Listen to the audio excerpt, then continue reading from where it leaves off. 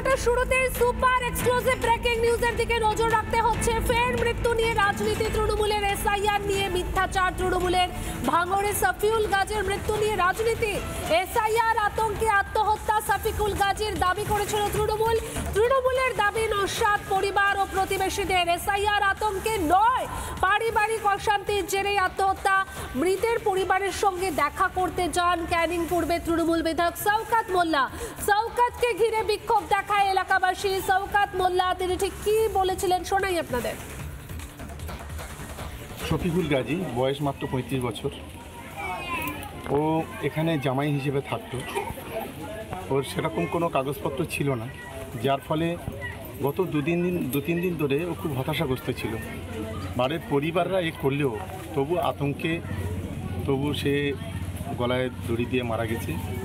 আমরা ইতিমধ্যে আমাদের নেতা অভিষেক বন্দ্যোপাধ্যায়ের সঙ্গে যোগাযোগ করেছি। উনি অবশ্যই বলেছেন যে তুমি যাও বা পরিবারের পাশে দাঁড়াও, আমরা সব ধরনের সহযোগিতা করি। একজন মানুষের ভোটাধিকার যাতে না কাটে সেই এটা হচ্ছে, কিন্তু তারপরেও মানুষ দেখুন তারপরে আতঙ্কিত হয়ে পড়ছে। তৃণমূলের দাবি নস্যাৎ পরিবার ও প্রতিবেশীদের। মৃতের মেয়ে ও ভাই কি বলছেন একবার শোনাই আপনাদেরকে, আরো স্পষ্ট হবে গোটা বিষয়টা। আমার তো 2002 নাম ছিল, তাহলে চিন্তা করতো কেন? চিন্তা গিয়েছিল ওখানে, আমাদের বাড়িতে গিয়েছিল, দাদাদেরকে চেয়েছিল, দাদাদেরা বললো যে আমরা দিতে পারবো না কো। ওই সেই টেনশনে কি চেয়েছিল বাবা? ওই সব এই এসআইয়ের জন্য যে কাগজপত্র ওইগুলো চেয়েছিল, আমার দাদারা দিয়ে দেয়নি কো। এছাড়া আপন তো কিছু না, ওটা সাজানো, ওরা সাজানো সেইদিকে দেখা যাচ্ছে এটা আশা করবে, করেই দেখা যাচ্ছে বলবে এটাই আত্মহত্যা করেছে, এটা এর কিচ্ছু না। এরা দেখা যাচ্ছে আমার ভাই দেখা যাচ্ছে বলে কাগজ আনতে গেছে, কাগজ টাগজ কিচ্ছু আনতে যায়নি। ওরা দুজনে অশান্তি করে ঝামেলা করে এই একজনের গলা জড়িয়ে যায়। মানে এসআইয়ের আতঙ্ক না, না দাবি করতে হলে কি ভিত্তিহীন অভিযোগ? মিথ্যে অভিযোগ। আপনাদের বাড়িতে গিয়েছিল আপনার ভাই? আমার ভাই এখনো পর্যন্ত যায়নি, বললো যে আপনাদের বাড়ি যায়নি, এখনো পর্যন্ত যায়নি। এখন অনলাইনের যুগ, দেখা যাচ্ছে অনলাইনের যুগের থেকে এখন ওই কাগজটা যেখানে যাবে বাবার নাম বললেই কাগজটা বেরিয়ে যাবে। আমার 2002 সালের কাগজ। আমার বাবার কি কোনো ফটো দিয়েছি? আর এই মুহূর্তে কথা বলবো আমাদের প্রতিনিধি অনুপমের সঙ্গে। অনুপম, এসআইআর চলছে, তৃণমূলের মিথ্যাচারও চলছে, কিন্তু বারবার তো এই মিথ্যাচারের পর্দা ফাঁস হয়ে যাচ্ছে।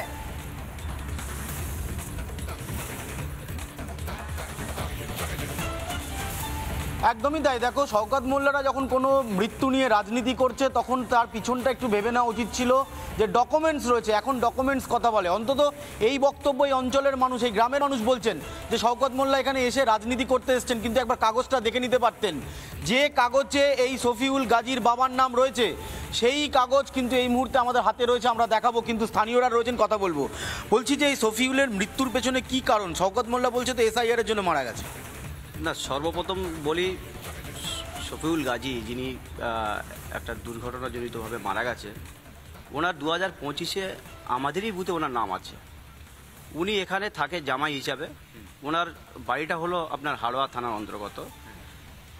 ওনার 2002 সালে ওনার বাবার ওখানে নাম আছে। তাহলে তো স্বাভাবিকভাবে বাবার নাম থাকলে এবারে তো ছেলের নাম উঠতোই। হ্যাঁ, ছেলের নাম উঠতো। এটা তো দেখুন, নির্বাচন কমিশন তো এটাই চাইছে, এটাই তো এসআইআর বলে, এটাই তো সেটাই ঘটনা। কিন্তু কথা হচ্ছে যে এই এসআইআর এর কারণে মারা গেছে, এটা সম্পূর্ণ ভিত্তিহীন। ওনার পারিবারিক দ্বন্দ্বই মারা গেছে, যেটা আমরা সবাই গ্রামবাসী আমরা জানি। এসআইআর বলে মৃত্যু, এটা একটা মিথ্যে রাজনীতি। আর আমরা করছি এই রাজনীতি। সর্বপ্রথম বলি, একটা মৃত্যু আমাদের কাছে একদম বেদনাদায়ক। তো মৃত্যুকে নিয়ে যারা রাজনীতি করছে আমি তাদেরকে বলবো, তো এসআইআর বলে এই ছেলেটাকে নিয়ে গিয়ে পোস্টমর্টম করিয়েছে, ময়নাতদন্ত রিপোর্ট নিশ্চয় আছে। তো আমি যিনি রাজনীতি করে গেছে তাকে বলবো ওই ময়নাতদন্ত রিপোর্টটা পাবলিশ করুন। যদি এসআইআর কারণে যদি মারা যায়, তো এসআইআর কারণে যদি মারা যায় তো পাবলিশ করুন। পাবলিশ করে এসআইআর কারণে মারা গেলে আমরা শুনেছি নাকি মুখ্যমন্ত্রী 10 লাখ টাকা ফ্যামিলির চাকরি দিচ্ছে। তো আমি বলবো, যিনি এসছিলেন এখানে তিনি নিজেকে সবসময় বলে আমি বাপের বেটা। তো বাপের বেটা যদি হয়ে থাকে, ময়নাতদন্ত রিপোর্টটা নিয়ে আসুক, এসে বলুক যে হ্যাঁ এসআইআর কারণে মারা গেছে। তো এসআইআর কারণে মারা গেলে মুখ্যমন্ত্রী কি সহায়তা করে, ফ্যামিলির চাকরি দেয় কি 10 লাখ টাকা দেয়, আমরা দেখতে চাই। যদি এসআইআর কারণে মারা যায়, ময়নাতদন্ত রিপোর্টটা বার করুক। বার করে পাবলিশ করুক। এতদিন ধরে তো শফিউলকে চেনেন, কি মনে হচ্ছে এসআইআর জন্য মারা যেতে পারে? না, ও স্যারের জন্য মারা যায়নি, ও তো আমার বুথেরই লোক, আমি তো নিজেই পঞ্চায়েত, আচ্ছা, আমার বুথেরই লোক, ও তো প্রমাণ সব আছে। হ্যাঁ, কি প্রমাণ আছে? 2025 লিস্টে আছে। হ্যাঁ 2025 আছে, বাবার নাম আছে, এর বাবার নাম আছে, হাড়োয়া বিধানসভা। হাড়া বেদ। আমি কাগজটা দেখাচ্ছি, তুমি দেখো। এই কাগজ এই মুহূর্তে আমাদের হাতে এসে পৌঁছেছে এবং এই কাগজ বলে দিচ্ছে যে নির্বাচন কমিশনের যে গাইডলাইন রয়েছে সেই গাইডলাইনে যদি 2002-এ নিজের নাম না থাকে, বাবার নাম থাকে, তাহলেও তিনি ভোটার লিস্টে নাম তুলতে পারবেন এসআইআর। এবার রাজাকে বলবে একটু আসার জন্য। আমি সরাসরি একটু কাগজটা তোমায় দেখাচ্ছি, তুমি দেখো। এইটা হচ্ছে 345 নম্বর সিরিয়াল নাম্বার 345, ছাত্তার গাজী শফিউলের বাবার নাম, তার বাবার নাম কালু গাজী। এপিক কার্ড নাম্বারটা আমি আর দেখাচ্ছি না, 62 নম্বর তাদের ইয়ে রয়েছে, পোলিং স্টেশন রয়েছে। ফলে স্বাভাবিকভাবে এই যে 2002, একবার তুমি দেখে নাও, এই যে তপশিলি জাতি 97, হাড়োয়া তপশিলি জাতি বিধানসভা 2002, এটা হচ্ছে 2002-এর তালিকা। আবার একটু দেখাচ্ছি 345, ছাত্তার গাজী শফিউল গাজীর বাবার নাম। আমি আবার একবার স্থানীয়দের কাছে যাব। ছাত্তার গাজী কি শফিউল গাজীর বাবা? হ্যাঁ 100 বার। সাত্তার গাজী, শফিউল গাজীর বাবার নাম হচ্ছে সাত্তার গাজী, তানার বাবার নাম হচ্ছে কালু গাজী। এটা হাড়োয়া বিধানসভার ভোটার লিস্ট। হ্যাঁ হাড়োয়া বিধানসভা। তার মানে তো 2002-এ যদি নিজের নাম না থাকে, বাবার নাম থাকলেও কমিশন বলছে যে আপনি অনায়াসে নাম তুলতে পারতেন, তাহলে আত্মহত্যার কি কোনো কারণ, যেটা শাসক দলের নেতা শওকত মোল্লা বলতে চাইছেন এসআইআর এর জন্য, তাহলে এটা তো ধোপে টিকছে না, সম্পূর্ণ তো মিথ্যে। উনি একটা নটোরিয়াস ক্রিমিনাল। উনি ওনার বস মুখ্যমন্ত্রী মমতা বন্দ্যোপাধ্যায় শগুনের মতো, শগুন যেমন মানে উপর থেকে মানে মৃত জীবজন্তুর খোঁজে, তো শওকত মোল্লা তার শিষ্য, তিনিও শগুনের মতো লাশ খুঁজে বেড়াচ্ছে, ভাঙড়ে লাশ খুঁজছে। আমি ভাঙড়ের মানুষকে অনুরোধ করব, আপনাদের কুকুরগুলো যেন মারা গেলে একটু তড়িঘড়ি তারা সৎকার করা হয়, না তো এরা কুকুরগুলোকে বলবে এসআইআর এর কারণে কুকুরগুলোও মারা গেছে। বলছি শফিউল এসআইআর এর জন্য মারা যেতে পারে, বিশ্বাস করেন? না, সবগুলো এসআইআর জন্য মারা যায়নি। ওর বাবার নাম তো রয়েছে। ওর বাবার নাম রয়েছে, ও এখানকার স্থানীয়, আমি পাশাপাশি রয়েছি, ওর ঘরেই আমার ঘরেই। ছেলেটা নিরীহ, সাংসারিক অশান্তিতে ওর মৃত্যু হয়েছে। আরো কয়েকজন রয়েছেন। শফিউল কি মারা যেতে পারে? আমাকে একটা জিনিস বলুন তো, এসআইআর-এ তো বাবার নাম রয়েছে, তাহলে তো ওর নাম উঠে যেত অনায়াসে। এটাও ঠিক, হ্যাঁ, কিন্তু এটা তো ব্যক্তিগত পারিবারিক সমস্যার জন্য তিনি আত্মহত্যা করেছে। এটা এসআইয়ের কোনো গল্প নেই, এটা অতিরঞ্জিত এবং রাজনৈতিক উদ্দেশ্য প্রণোদিত। কে করছে? তৃণমূল? অবশ্যই বর্তমান শাসক দল এবং বর্তমানে যে কনভেনার আছে তিনি তার জন্য সরাসরি দায়ী। তা আপনাদের কি ভয় দেখানো হচ্ছে শাসক দলের? আমাদের ভয় দেখানো হলে আমরা কাউকে ভয় করি না, আমরা ভয় করি সৃষ্টিকর্তাকে। আমরা আমাদের ভোটাধিকার প্রয়োগ করার জন্য যা যা পদ্ধতি আছে সব ওকে আছে, আমরা কোনো ভয়ে ভীত নই। তাহলে শফিউলের মৃত্যু এসআইআর এর জন্য নয়? শফিউলের মৃত্যু এসআইআর এর জন্য নয়, শফিউলের মৃত্যু তার পারিবারিক দ্বন্দ্বের জন্য মৃত্যু। আর কি যাব, কি কারণে মৃত্যু মনে হয়? দেখেন, আমরা যে মিথ্যা প্রচার করা হচ্ছে, আমরা সর্বোপরি বলি ভাঙড় বিধানসভার মধ্যে যে জয়পুরি গ্রামটাকে উল্লেখ করে এই নোংরা রাজনীতি করছেন। কে করছেন রাজনীতিটা? শওকত সাহেব করছে, তিনি নিজে এসে এখানে স্থানীয় নেতৃত্ব দ্বারা দিয়ে এরা করছে। আমরা বলি এই যে গ্রামটা ভাঙড় বিধানসভার মধ্যে একটা অত্যন্ত এডুকেটেড গ্রাম, সেইখান থেকে যে মিথ্যা কুৎসা রটাচ্ছে, গ্রামবাসীরা বিএলও মানে বুথ লেভেল অফিসারকে খুঁজছে যে কখন তাদের ফর্মটা হাতে পাবে, আর সেই গ্রামের মানুষ এসআইআর নিয়ে মৃত্যুবরণ করবে। এটা একটা মিথ্যা ঘটনা, যাকে কেন্দ্র করে রাজনৈতিক ফয়দা লোটার জন্য এরা এই ব্যবস্থা করে। আমাকে একটা জিনিস বলুন, যে শফিউলের যদি মৃত্যু না হয়, তার পরিবারের তার মেয়ের সাথে আমি কথা বলেছি, উনি আমাকে যেটা বলেছেন যে কাগজ চাইতে দাদুর বাড়িতে বাবা গিয়েছিলেন, বাবাকে কাগজ দেওয়া হয়নি।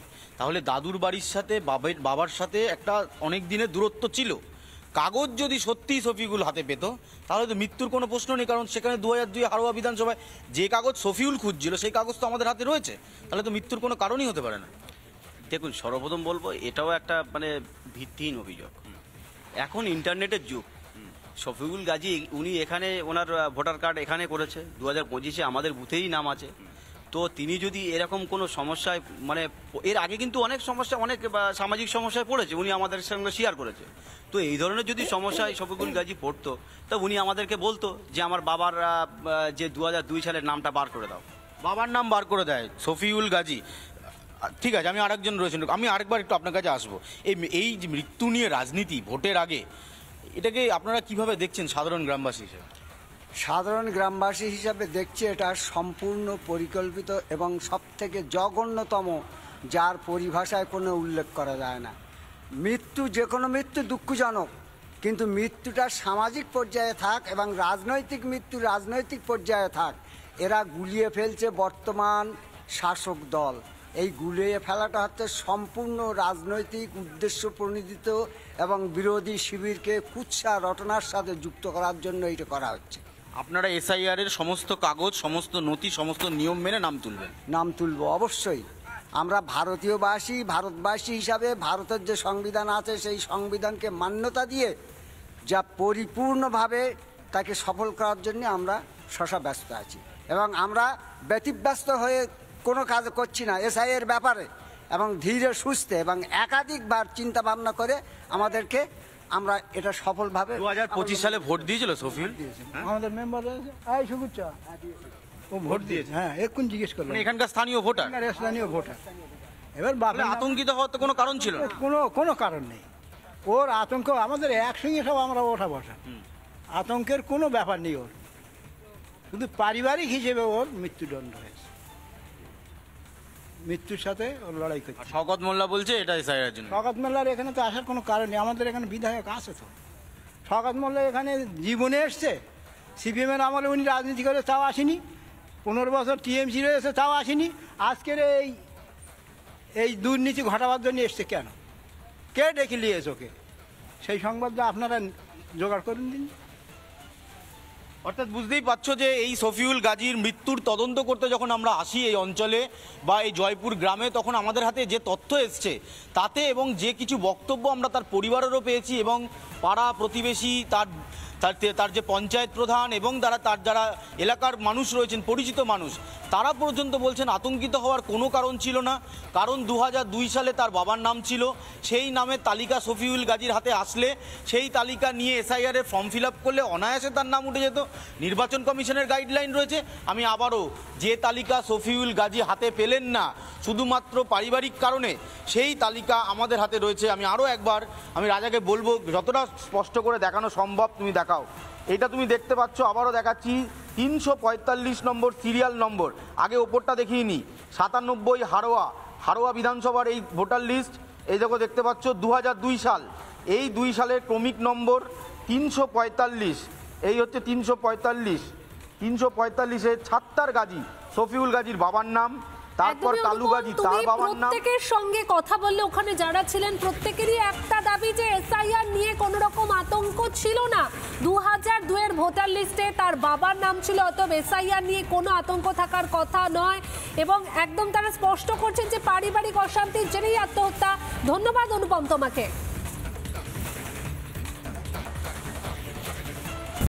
নানা ধরনের কন্টেন্ট দেখার জন্য লাইক করুন, শেয়ার করুন আমাদের ফেসবুক পেজ, সাবস্ক্রাইব করুন আমাদের ইউটিউব চ্যানেল। পাশাপাশি অন্যান্য ব্রেকিং নিউজের জন্য অবশ্যই চোখ রাখুন রিপাবলিক বাংলায়।